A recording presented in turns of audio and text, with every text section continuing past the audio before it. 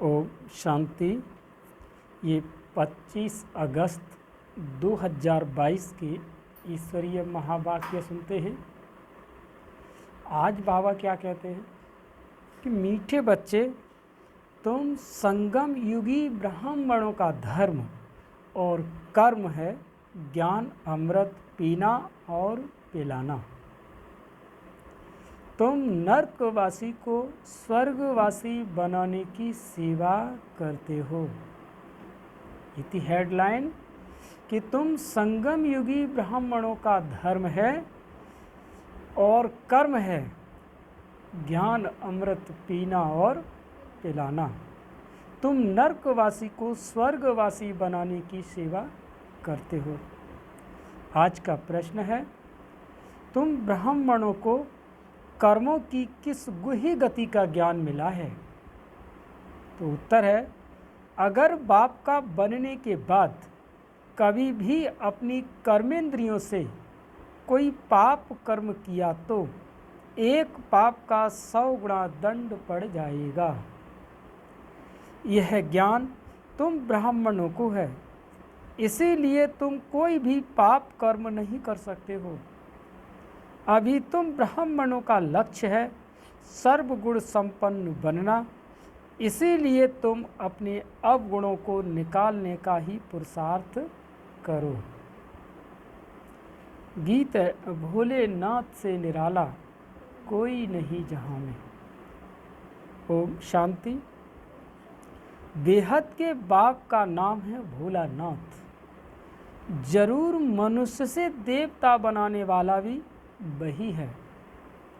मनुष्य तो सब हैं आसुरी संप्रदाय, वह मनुष्य को देवता बना न सके।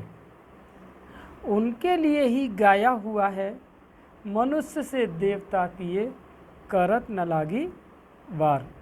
देवता रहते हैं अमर लोक में और ये है मृत्यु लोक। तो जरूर बाप आकर मृत्यु लोक में अमर कथा सुनाएंगे। अमर बनाने के लिए अब मनुष्य से देवता किए करत न लागी बार। यह किसको कहा जाए? जरूर शूद्रों को ही एडॉप्ट करता होगा ना। तो कहेंगे कि शूद्र वर्ण के मनुष्यों को ब्राह्मण वर्ण में ले आते हैं। इतने सभी बच्चे कहते हैं कि हम ब्रह्मा कुमार कुमारी हैं, ब्रह्मा की संतान हैं। प्रजापिता है तो उनको जरूर धर्म के बच्चे होंगे।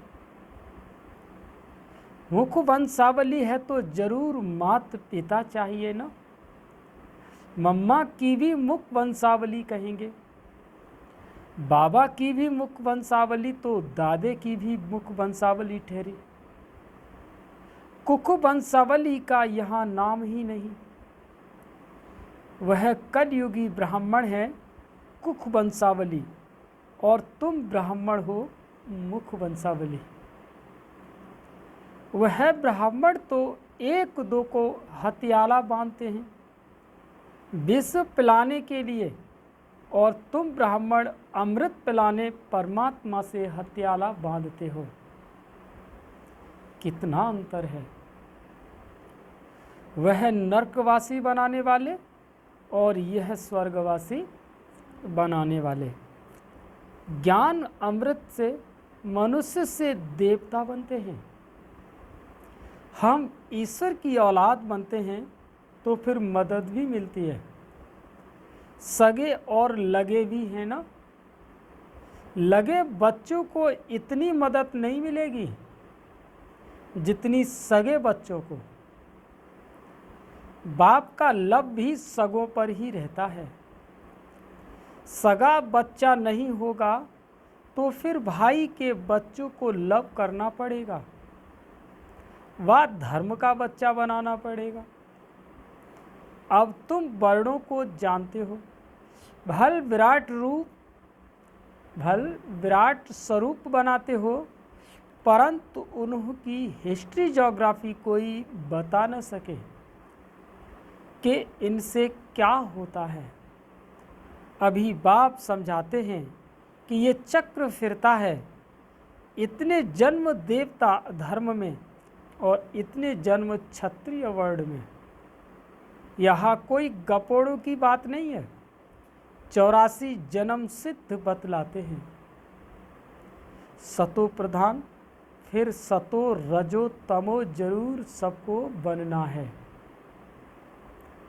देवताएं जो सतो प्रधान थे वही फिर आकर के तमो प्रधान बन गए हैं।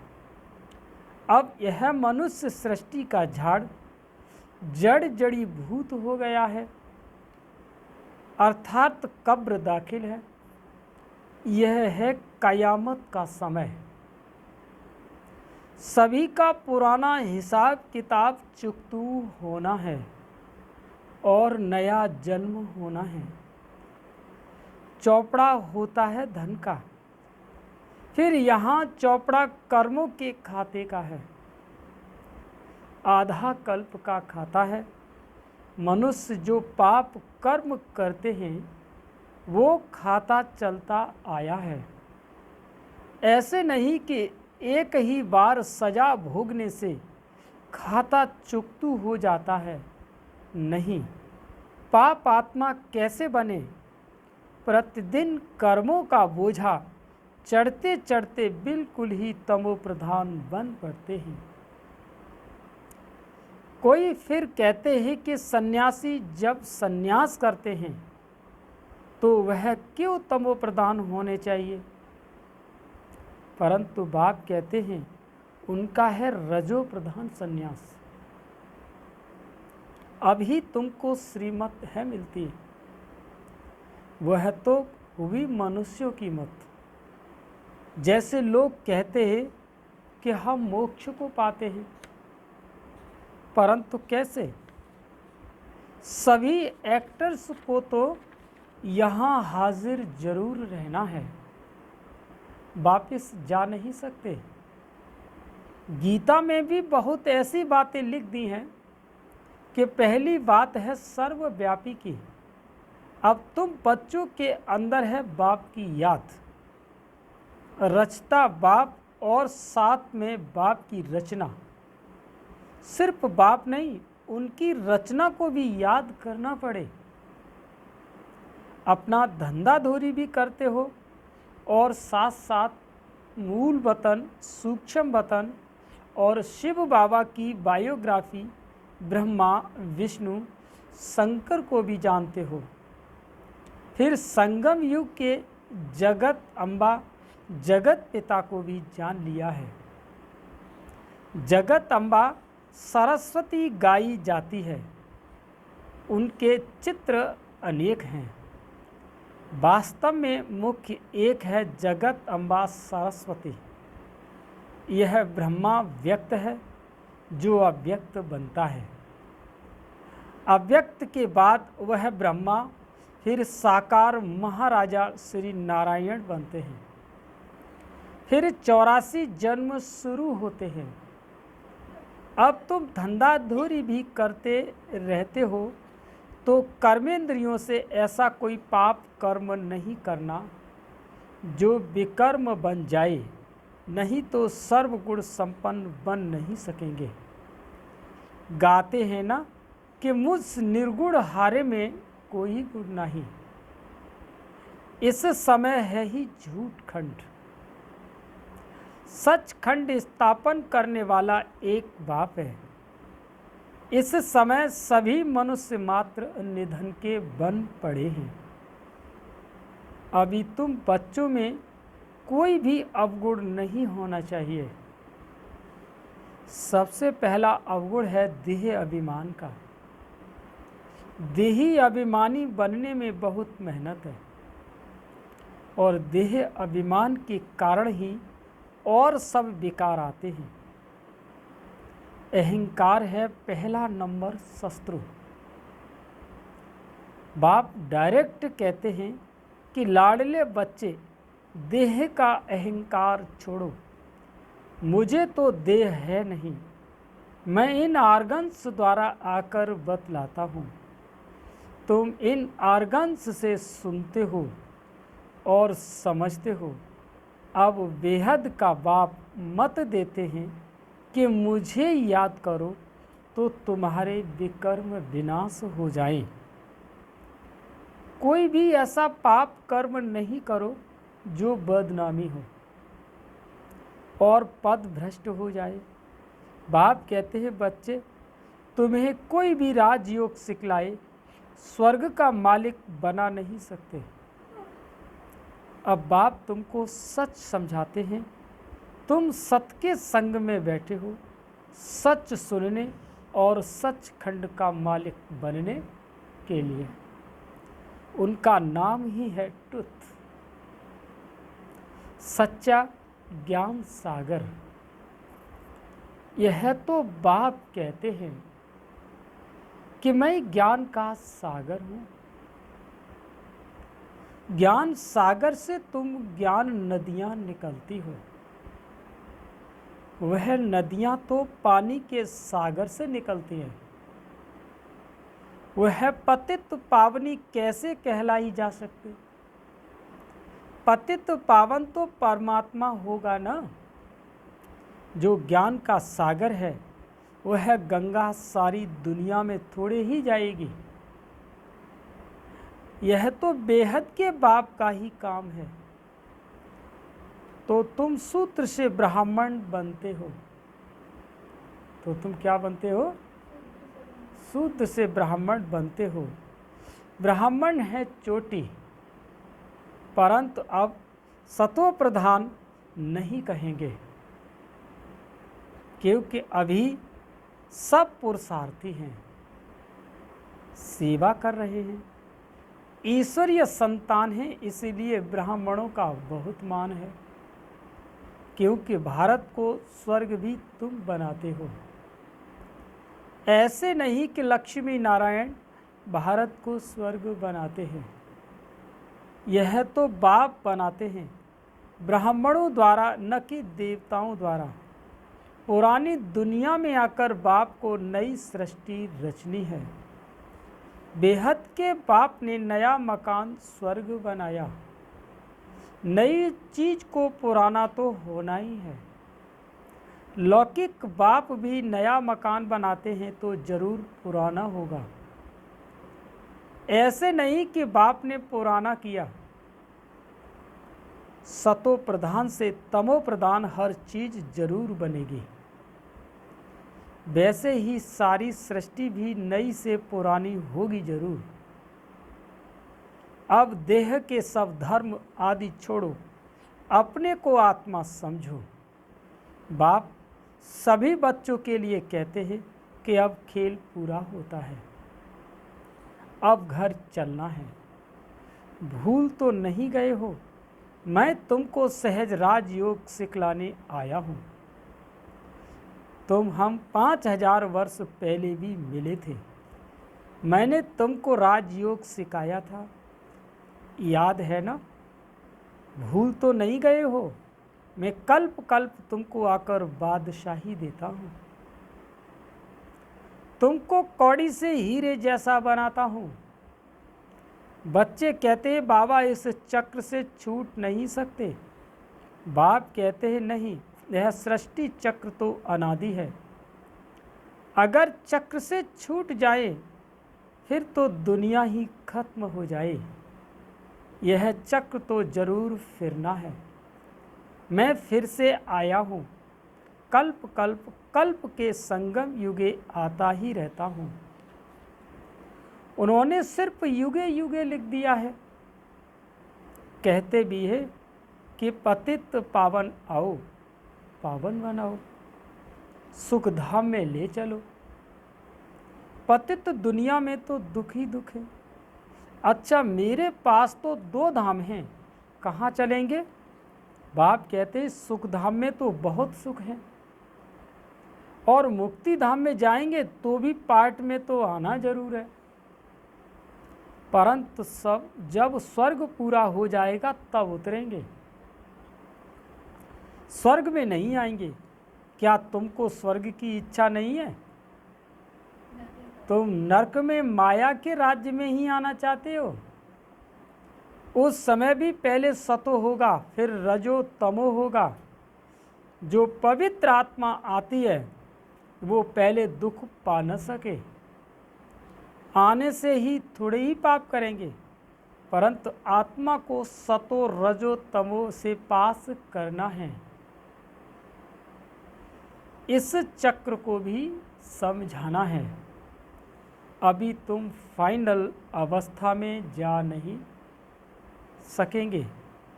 स्कूल में भी 12 मास के बाद इम्तहान फाइनल होता है ना। अंत में तुम्हारी अवस्था परिपक्व होगी, बहुत वृद्धि को पाएंगे। कितने सेंटर्स खुले हैं, और सेंटर्स के लिए तो बहुत कहते हैं, परंतु टीचर्स इतनी तैयार नहीं है। फर्स्ट क्लास शिफ्ट होती है अमृत वेला। कोई सवेरे नहीं आ सकते तो लाचारी हालत में शाम को भी आवे। स्कूल में भी अभी 2 बार शिफ्ट होती है। अच्छा, बच्चों ने समझा। बाप सभी सेंटर्स के बच्चों को समझा रही है। बच्चे रात को अपना रोज पोता मोल निकालो। तो आज हमारा रजिस्टर खराब तो नहीं हुआ, कोई भूल तो नहीं की, फिर बाप की माफ़ी लेनी चाहिए। शिव बाबा हमको माफ़ करना। आप कितने मीठे हो।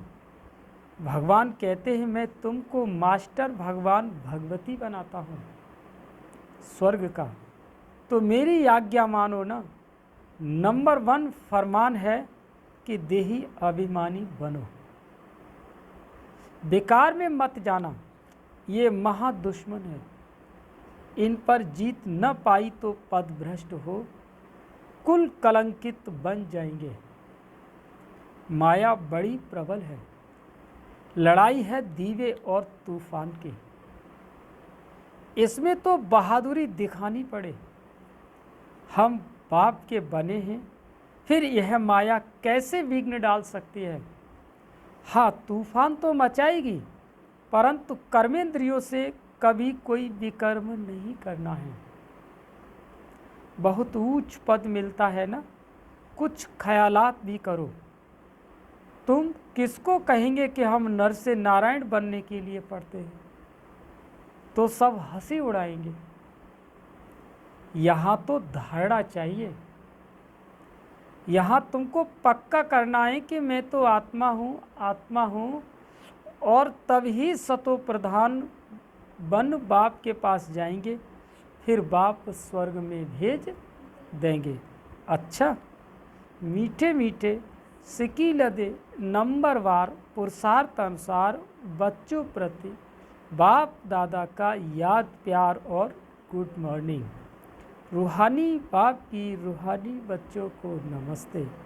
हम सभी रूहानी बच्चों की रूहानी माता पिता बाप दादा को याद प्यार गुड मॉर्निंग, नमस्ते नमस्ते नमस्ते। अब सुनते हैं धारणा के लिए मुख्य सार। पहला पॉइंट, अपना रजिस्टर खराब न हो, इसका ध्यान रखना है। बाप की आज्ञा मान देही अभिमानी बनना है।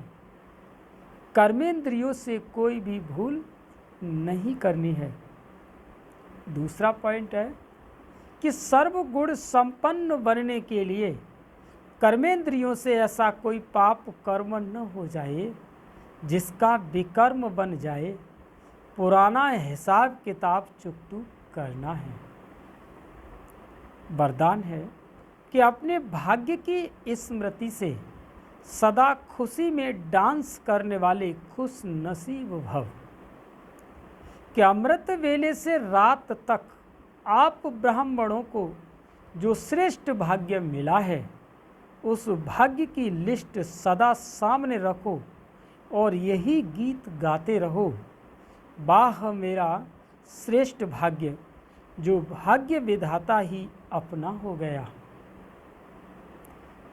इसी नशे में सदा खुशी की डांस करते रहो। कुछ भी हो जाए, मरने तक की भी बात भी ना आ जाए, लेकिन खुशी नहीं जाए। शरीर चला जाए कोई हर्जा नहीं, लेकिन खुशी नहीं जाए। स्लोगन है कि हर्षित मुख रहना है तो साक्षीपन की सीट पर बैठ, दृष्टा बनकर हर खेल को देखते चलो। स्लोगन फिर से सुने, हर्षित मुख रहना है तो साक्षीपन की सीट पर बैठ, दृष्टा बनकर हर खेल को देखते चलो। आज दादी प्रकाश मणि जी के 15वें स्मृति दिवस पर उनके अनमोल महावाक्य संपन्नता और संपूर्णता की समीपता की निशानियाँ, संपन्नता और संपूर्णता के समीपता की निशानियाँ।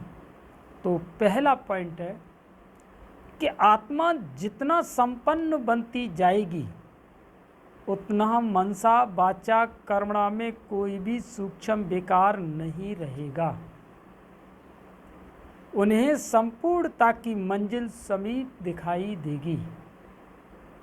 दूसरा पॉइंट, मन वचन कर्म से सदा अहिंसक रहेंगे, कभी किसी को न दुख देंगे न दुख लेंगे। जब दुख देना और दुख लेना समाप्त हो जाता है तब संपूर्णता समीप आती है। जब दुख देना और दुख लेना समाप्त हो जाता है तो संपूर्णता समीप आती है। तीसरा पॉइंट है, जो संपूर्णता के समीप होगा वह बेहद का बैरागी होगा, उसका कहीं पर भी लगाव नहीं होगा, सबसे ममत्व टूट जाएगा, वह सबके बीच में रहते भी न्यारा और प्यारा रहेगा। नंबर 4, उन्हें कोई भी पुरानी वस्तु तत्वों सहित अपनी तरफ आकर्षित नहीं करेगी, वह सदा एक बाप की ही आकर्षण में रहेगा। बुद्धि में एक बाप की याद अर्थात एकाग्र वृत्ति होगी। नंबर 5, वह खुद से भी संतुष्ट होगा, औरों को भी संतुष्ट करेगा, उसका पढ़ाई की चारों सब्जेक्ट पर पूरा ध्यान होगा। नंबर 6, उनकी साक्षीपन की स्टेज रहेगी, सदा साथी का साथ अनुभव होगा, देह अभिमान की बुद्धि से अथवा पुरानी चाल चलन से किसी को भी दुख नहीं देगा, दृष्टि वृत्ति में रूहानियत और अलौकिकता होगी। नंबर 7, प्योरिटी में फुल होगा, सिर्फ ब्रह्मचरी नहीं लेकिन ब्रह्मचारी होगा, किसी में भी उनकी आंख नहीं डूबेगी, क्योंकि उसे नशा रहता कि हम किसकी संतान हैं। 8 नंबर है, वह किसी का अवगुण चित्त पर नहीं रखेगा, वह किसी के अवगुण नोट नहीं करेगा, पुरानी चाल पुराने संस्कार की तरफ बुद्धि नहीं जाएगी, वह सदैव स्वचिंतन में रहेगा। 9 है, जैसे साकार बाबा ने सदैव अपने को वर्ड सर्वेंट कहा, जितना महान उतना निर्माण होकर रहा, निराकार निरहंकारी, वैसे सदैव अपने को सेवाधारी समझना, यह भी संपूर्णता की निशानी है। 10वां है, वह अपने को सदैव निमित्त समझेगा, महिमा को कभी स्वीकार नहीं करेगा।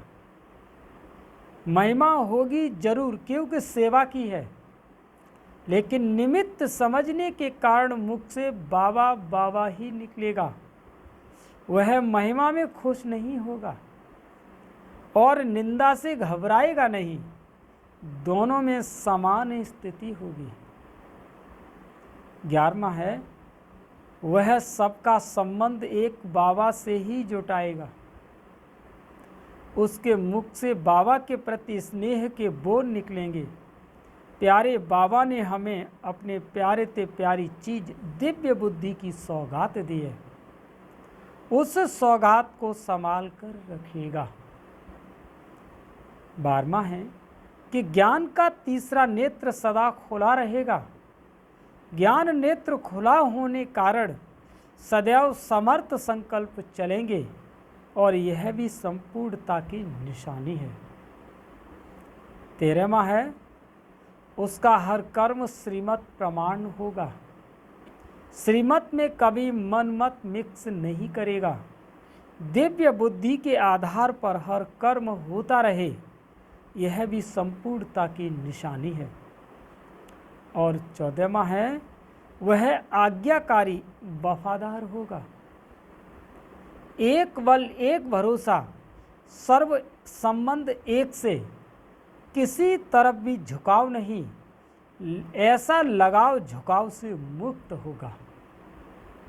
और 15वां उन्हें कोई भी परिस्थिति नथिंग न्यू लगेगी।